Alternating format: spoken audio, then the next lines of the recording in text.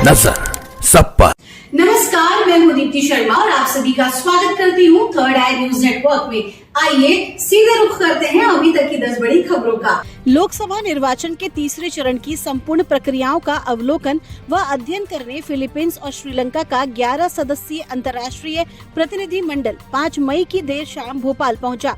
6 व 7 मई को प्रतिनिधि मंडल के सदस्य लोकसभा निर्वाचन के लिए मतदान की तैयारियों व मतदान प्रक्रिया का अवलोकन व अध्ययन करेंगे।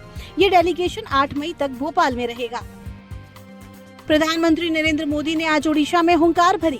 बहरामपुर में एक रैली को संबोधित करते हुए पीएम मोदी राज्य की सत्तारूढ़ बीजू जनता दल को घेरा। उन्होंने कहा कि 4 जून को बीजेपी सरकार की एक्सपायरी डेट लिखी हुई है। उन्होंने दावा किया है कि 10 जून को भाजपा उम्मीदवार ओडिशा में मुख्यमंत्री पद की शपथ लेंगे। राहुल गांधी ने तेलंगाना के आदिलाबाद में एक रैली में कहा कि सबसे बड़ा मुद्दा आरक्षण को 50% से बढ़ाना है। हमने अपने घोषणा पत्र में लिखा है कि हम आरक्षण बढ़ाएंगे। बीजेपी नेता आरक्षण को खत्म करना चाहते हैं। राहुल गांधी ने रविवार को प्रधानमंत्री नरेंद्र मोदी से आरक्षण पर 50% की सीमा हटाने के लिए प्रतिबद्ध होने को कहा। थर्ड आई न्यूज नेटवर्क और शख्सियत मैगजीन के तत्वाधान में हाल ही में आयोजित हुए कार्यक्रम ओम द होलिस्टिक कॉन्क्लेव की प्रेरणा से पर्यावरण संरक्षण का संदेश पूरे विश्व भर में फैला और इसी के तहत पहल की गई अपने अपने परिवारों से, जिसमें संस्था की प्रमुख प्रबंधक पूजा सेनी द्वारा अपने बेटे अथर्व के जन्मदिन के शुभ अवसर पर पौधारोपण और पक्षियों के लिए परिंदों की व्यवस्था की गई। ये कार्य स्कूल प्रांगण में और घर के आसपास किया गया। इसका प्रमुख उद्देश्य पर्यावरण संरक्षण और इसकी जागरूकता को जन जन तक पहुंचाना है। महाराष्ट्र के पालघर में कुछ लोगों को एडवेंचर करना भारी पड़ गया। पुलिस ने जानकारी देते हुए बताया कि मीरा भयंदर से 3 पर्यटक सुबह दाभोसा वाटरफॉल गए थे। रोमांच के चलते पर्यटकों में से 2 दोस्तों ने 120 फीट की ऊंचाई से प्लंज पूल में छलांग लगा दी। छलांग लगाने के बाद एक शख्स डूब गया जबकि दूसरा गंभीर रूप से घायल हो गया। प्रवर्तन निदेशालय ने सोमवार को झारखंड के एक मंत्री के सचिव के कथित घरेलू सहायक के परिसरों की तलाशी के दौरान भारी मात्रा में नकदी बरामद करने का दावा किया है। आधिकारिक सूत्रों ने यह भी कहा कि राशि 20-30 करोड़ रुपए के बीच हो सकती है। साथ ही कुछ आभूषण भी बरामद किए गए हैं। ये छापेमारी ग्रामीण विकास विभाग के पूर्व मुख्य अभियंता वीरेंद्र कुमार राम के खिलाफ एक धन शोधन के मामले से जुड़ी है। वीरेंद्र राम को पिछले साल ईडी ने गिरफ्तार किया था।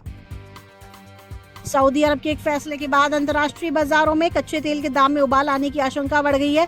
आज भी क्रूड ऑयल की कीमतों में तेजी देखी जा रही है। दरअसल सऊदी अरब ने ज्यादातर क्षेत्रों के लिए जून में कच्चे तेल की कीमतों में बढ़ोतरी का निर्णय लिया है।